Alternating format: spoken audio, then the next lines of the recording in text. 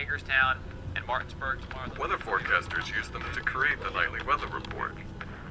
Airline pilots use them to learn how to fly planes.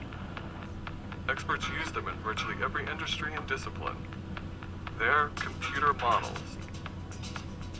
At NASA, scientists use computer models to enhance our understanding of the Earth, the solar system, and the universe. NASA satellites orbiting the Earth relay immense amounts of data back to scientists on the ground, who can then enter that data into computer model simulations. We have then equations, and then we have computer code, which solves those equations on a day-to-day basis.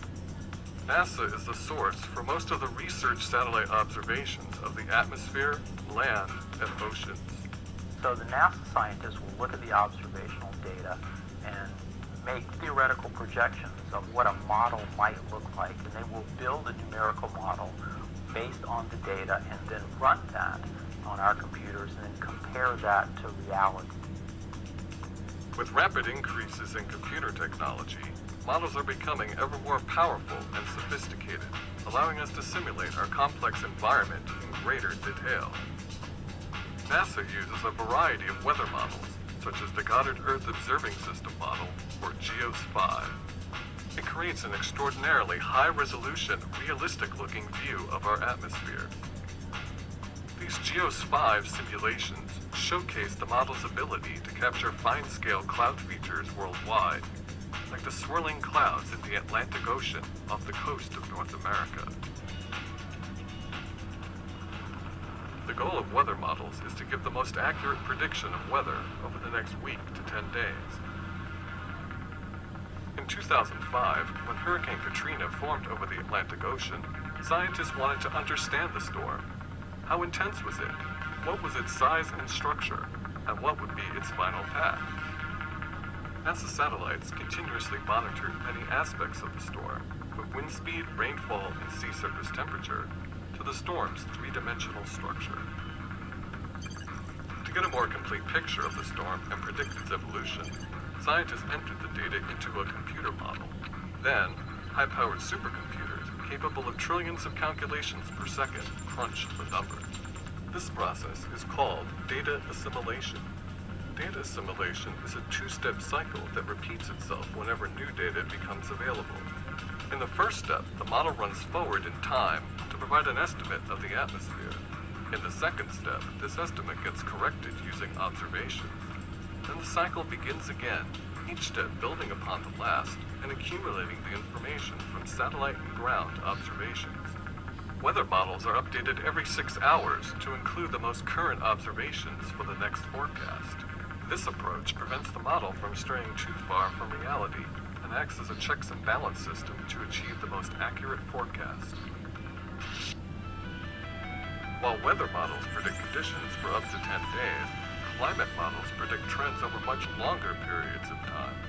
The climate models that are run at the NCCS are numerical expressions of the various processes that make up the climate. This includes things like land surface, movement of water in the ocean, and the movement of air in the atmosphere. Just as in weather prediction, data assimilation is a way of bringing all the observations of the Earth together to provide an analysis of our climate. One example of this technique is MERA, the Modern Era Retrospective Analysis for Research and Application. MERA incorporates data from the entire satellite record, over 30 years of data. Its results are a data encyclopedia that can be used for research and analysis. MERA can help meteorologists understand the variations associated with specific weather events in the past. While MERA gives us a climate picture across decades, the Goddard Institute for Space Studies, or GISS, can extend that view across centuries.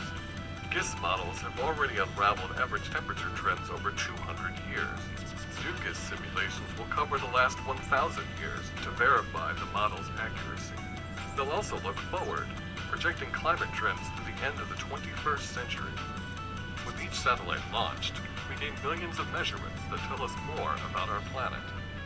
Having so much more data, require increases in computing power to synthesize this information into meaningful representations of the climate system as a whole. At Goddard Space Flight Center, we have a tremendous amount of observational data which is captured by our satellites. We have probably the largest collection of Earth scientists anywhere in the world, and we have this new state-of-the-art computing center.